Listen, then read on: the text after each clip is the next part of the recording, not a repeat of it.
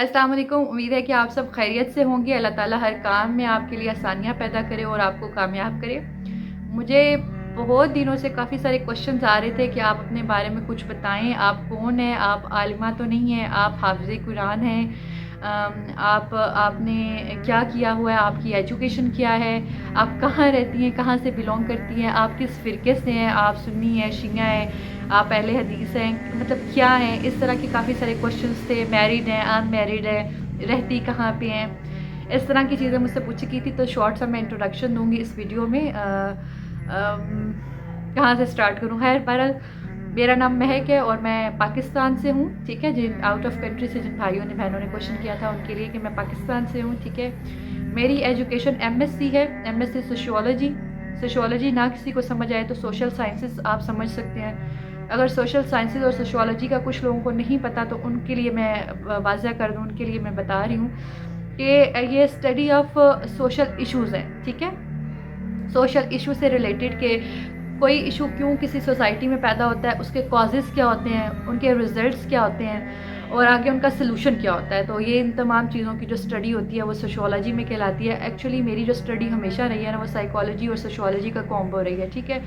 Masters मैंने जो है वो सोशियोलॉजी में किया है। साइकोलॉजी फिर मुझे किसी वजह से मुझे नहीं, मैं उसमें कर सकी पार्टिसिपेट।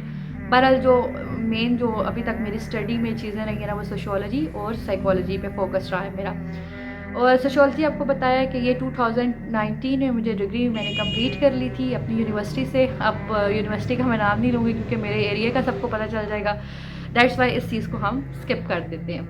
और सोशियोलॉजी बता दिया आपको कि ये सोशल इश्यूज़ के ऊपर ये टॉपिक होता है कि सोशल इशू में कौन कौन सी चीज़ें हैं, लाइक हमारा कल्चर है, हमारे नॉर्म्स, वैल्यू, ट्रेडिशंस हैं, इनमें क्यों इख्तलाफ पैदा हो जाता है, इनमें जो लोग होते हैं उनके ऊपर जुल्म ज़्यादती क्यों होती है, लोग चोरी की तरफ क्यों जाते हैं, लाइक जो भी नफ्सियात से रिलेटेड चीज़ें हैं, जो भी सोशल इशू से रिलेटेड चीज़ें हैं जिनकी वजह से हमारे माशरे में बिगाड़ पैदा हो रहा है, सोशियोलॉजिस्ट का काम होता है कि उनको इंडिकेट करते हैं उन प्रॉब्लम्स को और उसके ऊपर बात करते हैं, उसके ऊपर जो है रिपोर्ट तैयार करते हैं, दैन उनके ऊपर जो है ना एक रिज़ल्ट्स के साथ, सॉल्यूशंस के साथ अपना काम दिया जाता है। ये सोशियोलॉजिस्ट का काम होता है, ठीक है। और बेसिकली अगर शॉर्ट लफ्ज़ों में बताऊँ तो सोशियोलॉजिस्ट जो ज़्यादा काम करें, जिन्होंने सोशियोलॉजी में मास्टर्स किया, वो जो ज़्यादा काम करें वो एनजीओज़ की तरफ काम करें, ठीक है।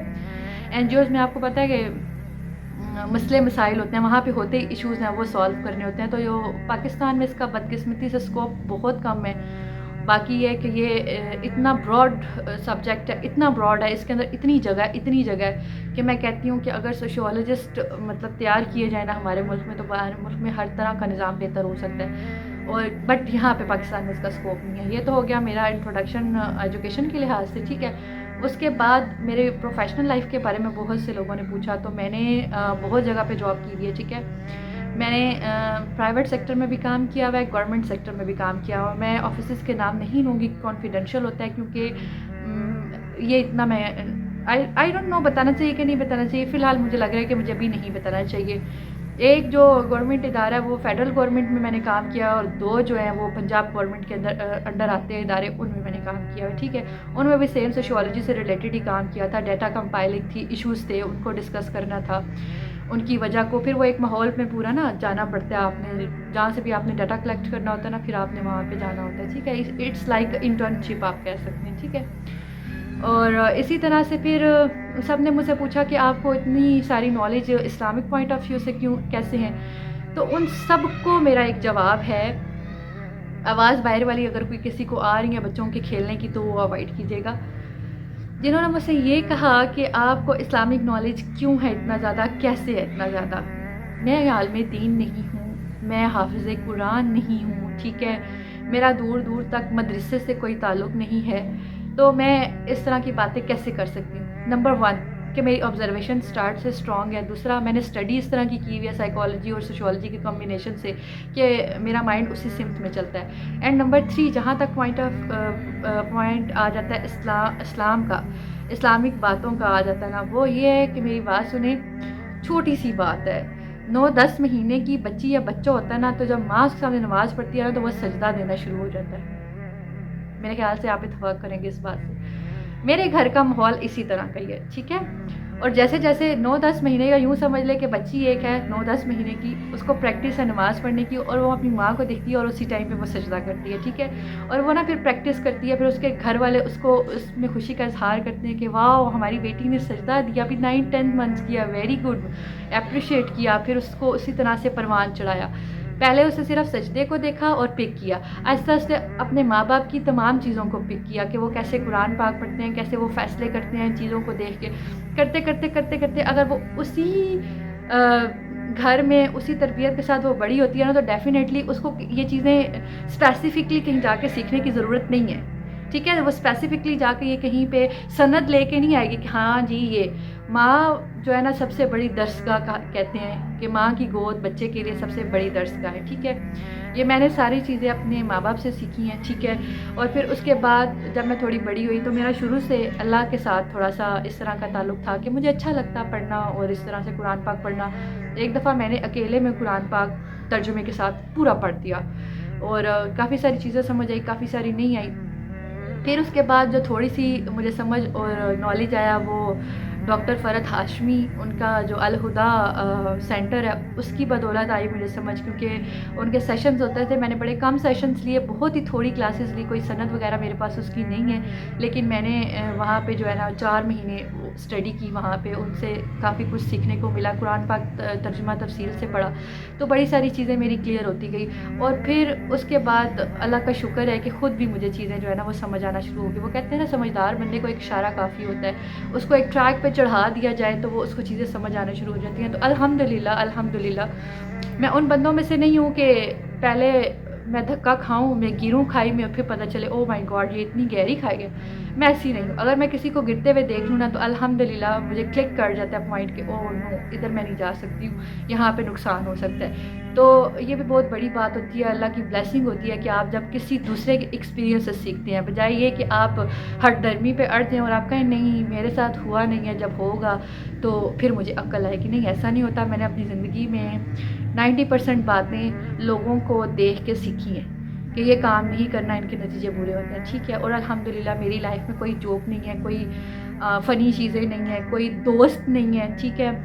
مجھے اپنے اوپر محنت کرنا اچھا لگتا ہے، مجھے اپنے دماغ کے اوپر محنت کرنا اچھا لگتا ہے، مجھے اپنے گھر کے اوپر محنت کرنا اچھا لگتا ہے، مجھے اپنی زندگی سنوارنا اچھا لگتا ہے. اور اسی وجہ سے جب میں فیل کرتی ہوں کہ ہمارے معاشرے میں اتنی برائی پھیل چکی ہے تو میرا دل کرتا ہے کہ میں لوگوں کی ہیلپ کروں. ابھی تک یہ ہیلپ جتنی بھی تھی، جتنی بھی گائیڈنس تھی، یہ ہائٹ تھی، ٹھیک ہے. کسی کو مشورہ دینا، کسی کے پرابلمس کو سالو کرنا، یہ ہائٹ تھی، ٹھیک ہے. لیکن مجھے بہت سے لوگوں نے کہا تھا کہ تمہارے اندر ایک چیز ہے مہک، تم یہ کر سکتی ہو، تمہیں کرنی چاہیے.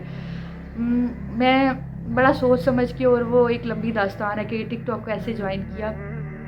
خیر بہت سے پروسیس سے گزر کے ٹک ٹاک کے اوپر خیر پہنچ آئی ہوں. اور میرا یہاں پہ آنے کا بھی مقصد صرف یہ ہے کہ یہاں پہ برائی بہت زیادہ ہے، ٹھیک ہے. مجھے فرق نہیں پڑتا کہ میری کسی بات سے کوئی ناراض ہو رہا ہے یا کوئی ناراض نہیں ہو رہا. میں اللہ کا شکر ادا کرتی ہوں کہ میرے سے اختلاف کرنے والے لوگ موجود ہیں، ٹھیک ہے. مجھے منافق بن کے زندگی گزارنے کا کوئی شوق نہیں ہے. منافق بندے کی یہ کوشش ہوتی ہے کہ اس کی ہر طرف جی جی ہو اور ہر طرف سے اس کو اچھا اور ویری گڈ کا رسپانس آئے. میری بلا سے مجھے بے شک آپ لوگ کرتے ہیں، کافی سارے لوگ ہیں کچھ ہیٹس کمنٹس کرتے ہیں، بڑے برے طریقے سے پیش آتے رہیں. لیکن آپ لوگوں سے ایک گزارش یہ ہے کہ اگر آپ مجھ سے علمی طور پہ اختلاف رکھتے ہیں نا تو آپ کے اندر اتنی سمجھ ہونی چاہیے کہ آپ کا پوائنٹ ویلڈ ہو.